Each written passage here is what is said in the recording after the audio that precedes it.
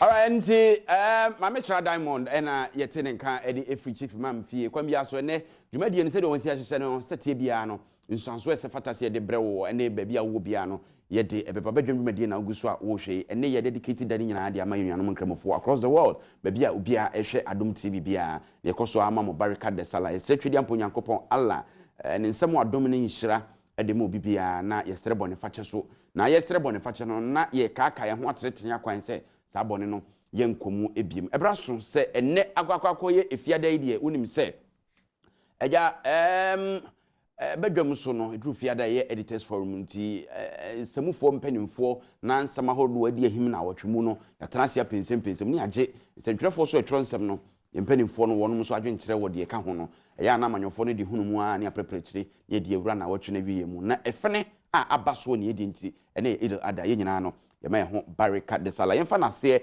emfama impressor capsules waposo hunam dua no so pese sisi su yi a patro ya pe impressor capsules ne binam natimi aboa ya na manfo suru so mbeto asase san langard ne mansotwe ne ho keka ho we de ya preprechire ni age nkrata nsuo ne nkane aso ya twibi koso dada enti wo de ane se ukuta usika na yema o ajapade na de atopem se efo kro bisa ye bisa ofie enye usika enei mewo eye Yera Josh Tigo awoye Adom online editor edi yasa bona baso na ndie nchechire ma no ba beto nwum na odi afre na mema nso ye die chire kama ono no watena se na news editor ma Adom FM Yera Kosi Ajiman okunkom ono nso so atena se nti Tigo tie agya ne nsa ni fa so na Yera Kosi Ajiman so tie agya ne nsa bengum so midi nana se yampofo je mfa na se ma CJ Fashions okumasi amekomo na bibia osiesie mo fefefe nei meti ha enye na nasa ampofo je nko anam deti mikremu din de Ahmed minim dia papafo ye omde ba ye de Tigo etize ano pa CJ wantu me din dia odi tu me ye Muntaka na fojo e ka che ne se wanhwe ye na se me ho ka e bi sa no because Muntaka de boys yo mo no ho yo mutia ahwa no ma mistake me for obi ufro entino yes, enti ano pay me ti ha baka de salad. Tigo Muntaka. Ana Muntaka Tigo. Okay. Eja ko si osu di be na de nam. Daoud. Osi Daoud. Ah, okay. Open one say who crowd there that. And Daoud na we trust. Okay. Na say college ka ho kakra bia na. Wo su ti fian fam for baby. All right, enti na enkomo aye ba be die no efa eye the ticket cut the ticket hashtag PA and anwada His Excellency John Dramani Mahama and Professor Jane Nana Opoku Ajiman John and Jane ticket no but the focus and I say lens no bewo Professor Jane Nana Opoku Ajiman the first public appearance the first public speech and Africa no and after say okasa ye outdoor no assessment Ghana for be political analyst ahodo any scientist near before the ensentwerefo atro e de afa no ho no sankomo no na ye ba wa hwe mame no is she prepared enough baby a ne mpempenso ne nimdi akwakodu onwumasua sa nimdi no betimi a translate the amanyosemu na ameki impact bi e de ama the position National Democratic Congress NDC ana sa ensem no ene nkomo ne bedi Josh mesa mo akwa babiem Professor Jane na Opoku Ajiman enano yada ne di die na nani na ana sempo die nipa bi kra nsusu se ho ne befa no ho ne kofa yada ne di mame na akasa ebra edikan politics no as usual started among for a true fire binom se baptism of fire ne ho keke ho on so ahase a wo dan ho di church ne krom for no keke ho. First of all, assessment of the candidature.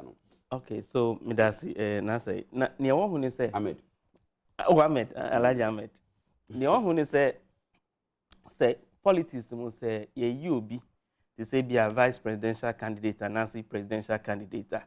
So we are political strategies two things now be. Say you do ube profiling nipa no, ube hwe nipa no. Be ofiba ni strengths ni weaknesses. And say assuming says me a member of the MPP and as government me the main person that is going to contest nipa na ye yinina metra baby na ma hwe say nipa ya ye di na be strengths ben or weaknesses ben or say business I work as SWOT analysis and the politics is almost yes SWOT analysis strengths ben or diba share all those things strengths weaknesses strengths and all that now Jane you be sure say by now no the other side did not to hire that analysis me sure say omashe say okay nima be anatomy of the life wabo ebrebi in the past anko year you betimi dia pinning it down ana say baby ofi ba no say ye kasi ye de ho kana ebe kan obi fufuro bi ana onim say kromu ha obi ohonum oye dishe bi baby ofi ba no o kan ne hu nsam bebre a eno kura no etimiti o max as a political party sure and all those dynamics no ebe ba into play I just so you teach any ampa eto max nti udi Jane etra ho a ubisa okay nti ye attack no baby na say ye kokani ethnicity anasi regional fear what will it do to our chances in that region na region ankasa no ye lose bibi wo hono mu a what does it mean for us ti on be hwe sa anime we nyina okay strengths ben no your ba na ema niema ben sa na say politics mu ye kan fa wo mu ho a ebetimi alowa ni chance because ebia o your ba nti no obi beka say o your ba de nka ema less corrupt nti yemfa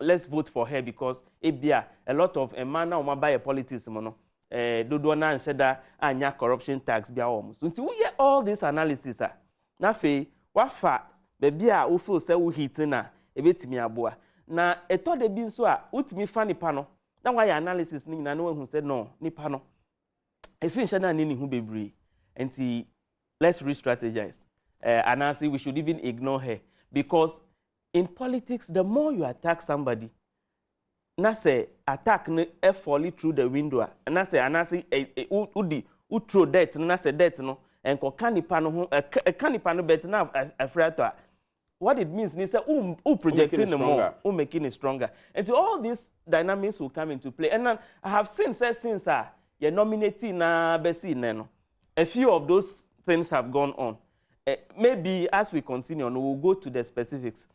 One of the things that have come up strongly is Muntie 3. And for the first time, we're granting interview to a radio station in the central region.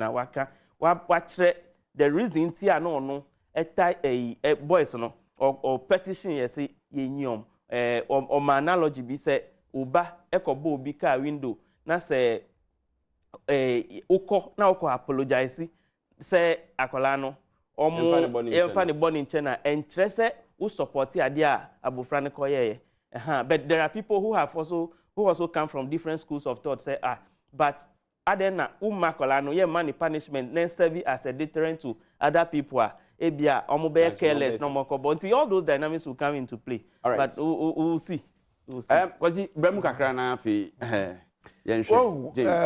Jane NDC be omo transi ye and for me the entire omode ne buy no me hwemu ana bi ma so to from tietia one reason is say abane yeto ye were 12% of voters bi wa omo middle class omo ni party bia omo no mo hwe issues send your mind see ko omo hwe the personality ni pa ne ye de ne ba no omo to ba and they are the kingmakers because it's 12% in free mo akoka 88 no various statistics actually say NDC could 45%, MPP could 43%. This is simply because anytime NDC will go into an elections, mean far 6 regions didn't count 10. We could 4 regions, voter region, upper east, upper west, and a northern region. From 92, it is always in their basket. Uber MPP, Eastern and Ashanti, and then 4 other swing regions also cooperate. That is Central, Western, BA, and Greater Accra. And no, and a ma about one, it me pay. Now, ain't you know, what kind of consideration of almost population? Yes, so But say NDC, that's why they have 45%, according to various researchers about. Now, Nana, she will appeal to the middle class, the elitist. Why teacher ni? Watching Kofobi idea. First female vice chancellor, keep UCC Kufo na didn't buy. Now, Obaba ye or educationist, the credentials, the whole world will be anyone. And look like a minister for education. And as you see, I'm running mate. So NDC, them beyond Kotuaba, pay vice presidential candidate and Uniasem. So the workers say, oh, Kalida ni dear, a Kalida no kwa coming to Mano. But because of the running mate, you know, were you good? Professor Mills and Jerry John Rawlings. That Rawlings and so should be any. Also, Papa did who do Prof. Achradie and Uncle baby. Oh, Papa did call IRS. If you know NDC 2008 won the elections of because of Professor Mills. Because on one kasa ni suban any someone for ekafano and the man NDC win election. An election be as apart from the party for the Bema, you as a person, son no man on the informal NDC penny for nobody jail by. So Prof, a normal 1 year in the past, say she has impeccable record. When you compare Baumia the same. Baumia so an economist, brilliant by all standards. And now, it taking time from 2008. And so the say, now he has matured fully into building the Baba for March. And this is Omar Kofa will be our into academia or deeper. What do you match about me? But with Prof, and then Obeka Fano. The Obeka and training allowance so term, a cabinet decision. It's NDC bringing on Jane. Now, that is the positive side. Disadvantage, you want to say, she has gone into a new terrain.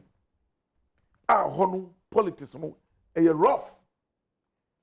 When you middle class, what they banana, we shall appeal to the women's group. And meanwhile, as who say, she's not the only female. You didn't call us, party didn't call us vice presidential candidate. No. 1992, NIP, National Independence Party. Kwamna Dakuna na ye, Reverend Kwamna, Dr. Kwamna Dakuna na ye presidential candidate. Yes. Professor Nas Sakifiu. Other than the call ye, Dr. Kwesi Indum. Going into 2016 elections. Only Ivaloko. Only Ivan the coin. Then Dr. Abu Sakara, so one of him from the Brown operation. Yes. And so COVID. Yes, that's Saponkuma Kuma, right? Mrs. Bowers, I don't know my friend. Now, so if you look at all, so it's not new. Until she has a lot of work to do. She has, as I said, and this for Nakasan in the transit, no coaching, and minimum say, being a professor, no, where Suyanguma could do sa level, I do no do. It is our adapted to change her, and very easy. Within a short time now, you just warm herself into the political arena, and she begin to do the usual politics. Until me who say, and this now a bass said the old Kenya say amount for a channel from the fact say or yeah ubia was the a professor. Yes. Na I don't see obey appealing to the middle class. Yes. Na sabri ye coaching no amana ba bewura ye kind of politics aye no en defeat there be one say middle class advanti the efa na ba no middle class 12% na wo ho okope bi efiri ho when you nyina kwano onya 6% be kan this one be bo NDC ansana oba to the general one na enu so no onu mo wa kire o made o see there's what you call multiply effect obi ni obi it e ko ba service it depends on a certain on normal tonight exactly because we all know ni teacher ni bia on penani mu ahwekra da biem sa no me nyina ka into hwe maame na but the weakness na me hu no say afei na waba into mainstream politics and normal bebre wa fundamental obey mistakes after being a minister for 4 years so no on hunu musa on political animal we didn't see her when you the position a man on obey na juma but mainstream politics no a different But Baumia MPP from 2008. For me, I saw say Baumia matured after 2020, after 2012 election petition. When I was happy, Papa no game no here. But NDC, anytime they go in for an election, they change their running mates. From 92, they have never maintained one running mate. It is Nanado the consistency with the choice of Baumia. So me I see. I think Kufuor did the same thing with Aliu Mahama. No, 1996, Kufuor, a flag bearer. There was great alliance between CPP and MPP. In Tomo Corner, Aka, who was the vice president to Rawlings, at the same time became the running mate to Kufuor. In the MPP, for I had an opportunity to pick somebody as the running mate. So Aliu Mahama came in 2000 elections. 2000 elections. No? So Usha Mamena, we just say this for Bama didn't buy no. Oma fana must because of your bar. Oma they buy because of the competence. And I believe say campaign number a very decent because attempt the DNA data politics. No? This time now we may not see it. We may not cut that level. And about me also say one dragon. It depends on the role I be assigning to do. Because there are times anybody be on one that opportunity crash yeah man as a platform no na what that the ono word you know okay mama mizuba ko sunyane so okay winim but obia or academia the win here no nyiska the credentials the paper the title na dan ho ehu here no see bibia so be bibi pa na kasa professor na yesi onye. All right. Yababa ni yababa behwe eno ho asem na Josh. Yeah. Say prof epe wompo. Ye de na topono so. Sisi e ka say. Fine.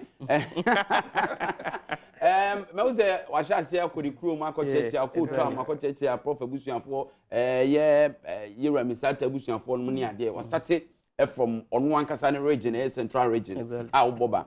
Ofo say adwuma na ye de ahye ne nsa no. O bibi surunku bi said kwasi kan a wo de ebe ka ticket no ho na ebe ye adwuma kwa kwasi say. Okay, so said the was say. So first of all no central region no call no apart from say any home region no okoho for a purpose. Me sure say party na ye analysis. Omo nim say central region in the last elections no omo votes are na omo kra portion na omo kra no esutie. And one, ufi ho. Two, say okoho more. A honey western no more. Say okoho more na microphone omu genitum. Omu genitum na say. Of course, okoho ye no unhu ne esi ye. Oye ba. Omashra no. I mean those things. It appeals to people. Central region ye ni mo history. Omu say azipa ofia oye. And say omu ba ene ya atamil say no we film. Ene ya san fa omu ba so omedi the same dibiana enokra no say age and health one inside into the future no betimi dey aye bibi fu from na on better na chi and it very very important and radio must start 2016 Pakwese Misata too was from central region but that is okay the caveat I wo hunu no am ba be can say sometimes no apart from sin nipa no efi baby no e was so no so timi kire bibi ansa na microphone aginatum enti ne u be kire no ene be share microphone and cry say oh yemfa your support enter wachi ofo say Pakwese anjire bibi asa Pakwese enye a true political person or a technocrat no buy no want me anyi technocrat atade na nto kwa fa politics dey na nhye enu bi na Akwesi kaye no you ask yourself say mami obetimi aye uhwe the way I was starting na promising wakoni krumu she's granted some interviews. Ni nyina no ye or warm me up. Near ebia on person obey ni say obekwa akotena political platforms so na wedi obi atemu anase why bibisa ne de ebe din so obey sa. She spoke against that. Exactly. But pass obe play politics and appeal to people's emotions say ne o ye ya. Oh minimum me mumma enti ye yi me person me ba for the first time na me be chiama ansa na mako. All these things are politics. Now when I say I want to cover other regions and say oh, but to say omo hu say I identify with you. Now region honum so atran ho ache. why vice chancellor wa chade o honti no I'm sure say our roots be o dynamics na o as spread and all that will come into play. But you see who vice presidential candidate I was say wa wo ko to aba no so no you hwe nipa no into the role timami hwe no into the role. What does she bring? A lot of our vice presidential candidates ni omo be vice presidents na nkasa no ade ba ko aye edition mo pa ye say omo ye what do we call them, the economic management team no mo da no enti no say me ye middle class na say me to aba I would ask myself say enti mami ya obey apart from say oye oba oye academic oye an astute academic na sifo nyina no say ye no vice president does she have what it takes to manage an economic management team? Because the constitution may not say vice president no should definitely be the head of the team, but a convention I that one over the period, you know, who be someone who say nipa ya ni say obey vice president obey me I manage I lead the team na me I manage economy nana. You may say she doesn't have an economics background, but she would not be the first person why vice president only background because John Mahama himself wasn't. But some people argue say at that time we had an astute economist and not only a president. Exactly. If anything, so on direction could help. Exactly. But this time around we don't have any. That is a good point to make. But I'm saying I throw in that so that everybody who is thinking about the woman would think about her holistically. See, Utuabamana because number one, onye obi a oye corruptible obi betimi akọche ni bibia mana a twisty bibi against the country. And so you look at all these dynamics, but you also look at the fact say ro na udina kwa akotum bibia udina kwa akọche no obetimi aye adwuma ma amana ye the way our country ni pen na. So all these things are things that will come up. But you see me no I have sat back and have watched the woman who share from the day omuye announcement no na ye ni outdooring and say ya omuye or head UPSA who share the way our carrying home you would see clearly say a certain management process has started. Managing her person has started. Even the appearance. Any and I know you say mama twi nanim kakra. O twi nanim kakra no you be ordinary no be twi nanim because me no be na me ejuma no. Na because oye sector minister no I've seen her in close proximity. My ben na me who say oh mami we send an so ban tie. But the truth of the matter is say some management process no I was say a continue because yes say nyina ya gi atom no terrain na we remu sese ano far different from terrains wow pretty wananti muda and you know all those things will come into play.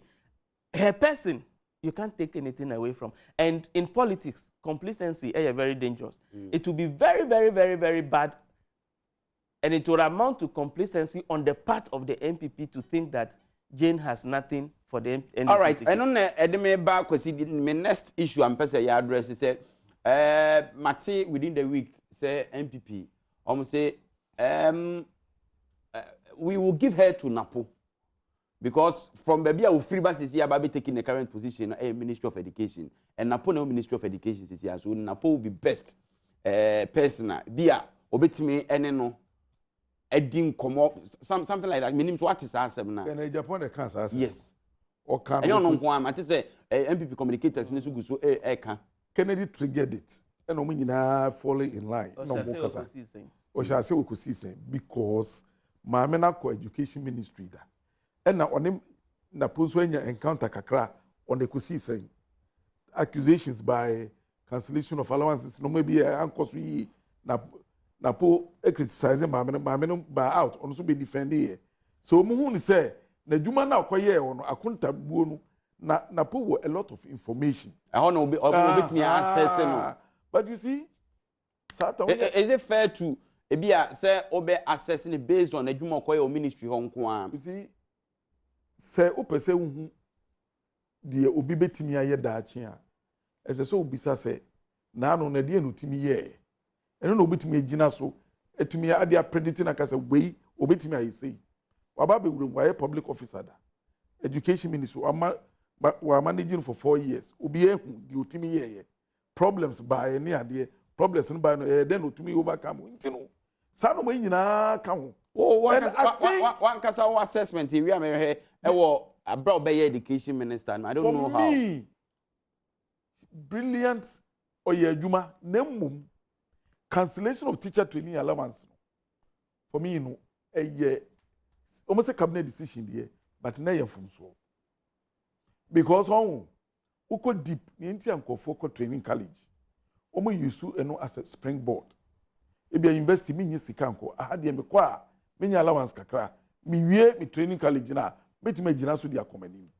afi kodu baabi no na sabi students a omo ana hwo mo eni da so allowance ni ye de beye ekutwam ena o mampanyin na kasa the time ekugina kemko so no se enu nti na me lose election that's akasa na wo but onu etwam so it is sad no man no na me would say no some is necessary ombo if you say trees schools on the trees omoye bi and 200 schools na so mbesi no to be very honest so problem ba ho say afie bi ebesi 50 schools into fie na 200 emu ayi no to see here less than 30 I functional now.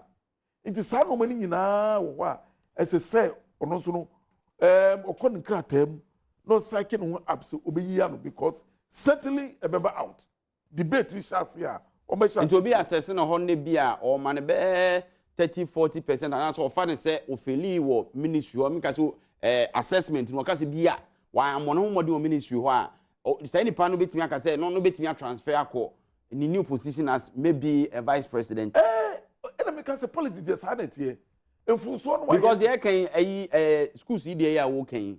It might be say ministry now and the plans in BBA, but money is not flowing. Exactly. It's not forthcoming. You release this kind of or the bad man. How bad them pokrachi? The TN say, and you or no as a person, the party manifesto, promise, campaign promise. Yeba and mutu abama ni yetu aswa afie bia ebesi 50 schools efie 9 ebenya 200 enti nu nkware bo pese wo school a omunye school kwada de etu obitwa and ye de ade number enti you can and the politics is you see I feel say obi edi banner policies are party na ye and as in the government aye from opposition omudira politics mu omudira aban mu an assessment of her. Nipano will not be too fair to her. Yeah. Because Krana, na she was not directly in support. And I said the inputs and call those promises moving. But we beside say Okora ministry with her knowledge in education and in the background, policies been on one initiative. And I'll tell you something, as somebody who has been a teacher before, one of the biggest problems of basic education this country, na teacher absenteeism. Yeah. I think that with that knowledge behind the thinking, that's a major campaign and issue, and she tackled it. And by the time of the ministry, not teacher absenteeism, I reduce it. Yes, of course, you may have pockets. And there were impromptu visitations to not in person, but circuit supervisors were instructed to make impromptu visitations to schools. And school muhana ubeshano biaba circuit supervisor abana say director biaba and there are sanctions that will be applied and all that. Suddenly the idea that be but na say man for bo mani gusu de bia circuit supervisor bi could do baby na teacher ni hokra na there are things they do. I know yeah one thing now. What other thing they be a bit me actually say that they way you see you see apart from in education apart from strengthening contact hours between teacher and any student which you will not have say teacher ni one other thing so yeah the access to the education and see it is one thing giving the providing all the necessary infrastructure and all that, but that is how you broaden access. And you be wo krabiase. Na say so 90 some kilometers and sana wa school. And mind you, uko GS or munshise yemu a. E say ye wo say kindergarten a e wo required distance a e say akola e 90 fi efie e course school distance wo ho. Say a primary school, there is a required distance. Esa akola etimi 90 from that ni fie baby oti ni abode. Eko sa primary school. And the same applies to. But you see, but I see a diligent and consistent about it, and conscious and make sure say akola N90 be so many kilometers and so on primary school and that's what GSS. And it is one of the things that now they were trying to tackle by building the schools. Unfortunately, no. They couldn't build the number no more promising. But say, if Oman Timian building the number of schools are no more promising now, woefully below what they promised said they were going to do now, it may be a factors are a year beyond or no control as a minister. All right. Was it NDC Mekai say proud to say on be name running mate. Me and Kasame Bisa severally show is any other shows so. Say then say Baumia na abeye benchmark o say standard no obepo bi obe match ba o me say there bi yempo bi obe match because Baumia level pay omo no enye no no mo hwehwe ba yempo is Nanado John Mahama Baumia Prof sa pay say Nanado Mahama comparison e dey minim say ekoso ebekoso akopem time election Jena na opoku ajima prof ena yede na ba foforo hwe no na wo hwe Dr. Mahmoud Baumia omi no obia what the lie it mean to me compare Baumia economics we suya ma ministry educationist arts waya into ka say in academia you don't compare senka Baumia so educationist and ma ministry economist and then you can compare it won't to me compare. You see, any debate, Aliu Mahama versus John Mahama. Aliu Mahama, the late Aliu Mahama, I know you could for animate, or you economist, or you civil engineer. Well, master's when first degree, no, or you not the businessman. And yet they went ahead and won the election. It's a year, no. But so say, you but debating inside any economy. The actual debating is between you and I, the ordinary Ghanaian. So man or Timunu, Ejuma, when you be the bills, light bill, electricity bill, as a tremor is up, I don't know better. But then you about to so beba and I may say, and a mammy dabi.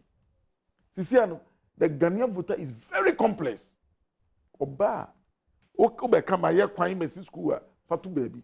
Dear no way, mammy, or no as a person.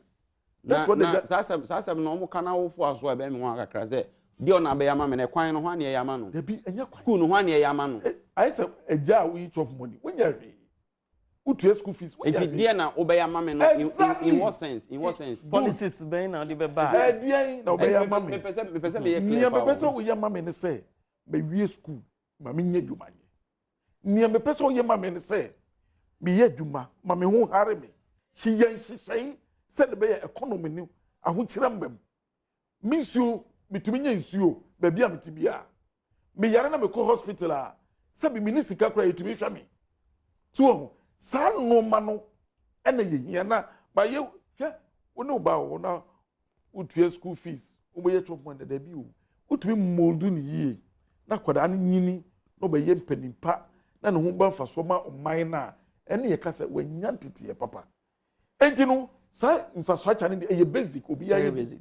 Don't infrastructure comparison near there. No. A non-starter.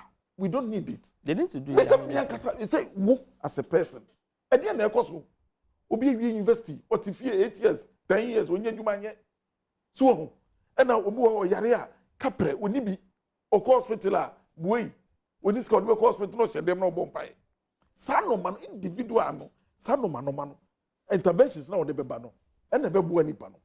So, na say ukoye and the way go way and the debate sad debate in a year now it is meant for the 12% of the voters the middle class for ordinary Ghanaian obo anyim kra to move nkra ma to abama rolling time ya ante o papa de no of February ni beto ma no ato ama no And to be a dream, middle class for no, almost 12%, or measure and a way, yeah, compare. Of course, they are the kingmakers. But you know, but majority of them, or maybe Obeka say, maybe NDC ni, you will meet to me any day, any time, but I'm in MPP ni, but they are my men, yeah, party, no, any baby. All right, just the comparison in India. I could say in academia, you don't compare. But for the purposes of this country, on the same discipline, for the purposes of say or my ibe kosono, I was see a comparison. Okay. Because number one, obi to say yeah nuya mia nuya baumia. Only say oh yeah baumia hantina me see nuya no. Na baumia won wabe vice president for almost 4 years. You ask yourself, say, has there been a single day will be any corruption allegation be a bonana? The answer is no. And yes, if you are born to say I'm not fighting at it in home. The answer is no. Is it visible? And I say, you say economics na any background or by the contribution to the progress of the economy in those are the analysis the same way no. And you see, Nana, on hold the Prof. Nana, on hold the position, be other. Hold the offices that a vice chancellor. When they say vice chancellors cannot misbehave and steal money, why a dean, why a minister? And also, sir, we've not heard anything. That is the good thing about the standard now. Who can say, a man for see about me asset, you know? That is the good thing. Until now, no, we have somebody who is also coming to add and raise the bar even more. Until next time, say, who are presidential candidates in the future for this country? Now say, who kwako UOB? Now say, you are kwako UOB. Nipa no be follow below and this standard here. These two personalities have set now. And you see wara. You get the point. And for me, no. Say ebi no so yi bi apalu ni gum no. And we will do the assessment and we will use these people as the standard and the Tigo. What's your kunya so a? What be the corruption tag beto so? Fili ho. Ufi akunya no so a ni enu a na ibehu ni da no anko yi. So yeah, I mean that is a good point. Yes. Because what is so? It's a bit difficult. Oh, there be but we've had presidents almost akunya so a. Oh, former president for 4 time. A kickback issue. Aruna Isekuba bekan. Former president. Maybe. Or just say presidency on the consultancy. What does it imply? Afi former president Mahama Ford issue ne say you can say cry the back kon den ya yenka ho asem nwi. And even Baumia, I think this is zip line na say GPS. Minority na already issue say Sikani you too yes GPS. And as for Sikani being too much there, you cannot say back better just office can go. But you see, the point I'm making, and I tend to even agree with Akwesini say, yes, I punch the one I'll be a lot of the time. But that was then. This time around, I mean, the media, and that is our role. You are vibrant minority in parliament. I mean, forget the vibrant minority. Minority, a lot of the time will not paint the picture the way they should paint it, but they will paint it to go in their favor. I think that is our role as media people. They overpaint it. It is our role as media people, as journalists, to make sure say we and you know one thing that is very sad for me, and me are guilty. Since the passage of the Right to Information law, I have seen a number of people apply the law. Almost to institutions to say they should give them information on specific make requisition for specific information. They say guy or can say easy for the procurement documents exactly. Those are the things that media people should begin to do right now. And you know, say zip line be no be akoton and be awful say official. You should be able to write and make specific demands. Say, I want this document. Politicians no more yen to yen so na omudi nyema katakata so. And it's a challenge to us. All right, unfortunately a time now aso I had a be makwa ma ye de nem komo no. sie kaisa ha election headquarters nti eba bato ho nkomo ne ade de bedi bebre na de se fatasi echeche ma ote asie bia de be ko so analyze na ya na ye analysis sei ebiebie nsem a ote ho no ma memfa ne se ye ka odihie bia na o party be bia na obi ho asem nti da bi ye biebie nsem no ma Ghana fo hu no kore no no ayi no kore eni hia mo man se betumpon enye de wo wadwene ye wo sebe just to go Adom online editor and afi producer of Adwason Sermon Adom FM and Adom News editor Kosi Ajima. Me did nana say ampo for J. Me no ye bade worker. So na wo be Kofi Ampedu and a tell me agiti. Dominic is here boy near pound for press la no mo omo aka nyina obia ayina fam the light sound camera social media for so e de omo de edim. Yemo bia barricade de sala. Nyame adoma e be se hia da fofo.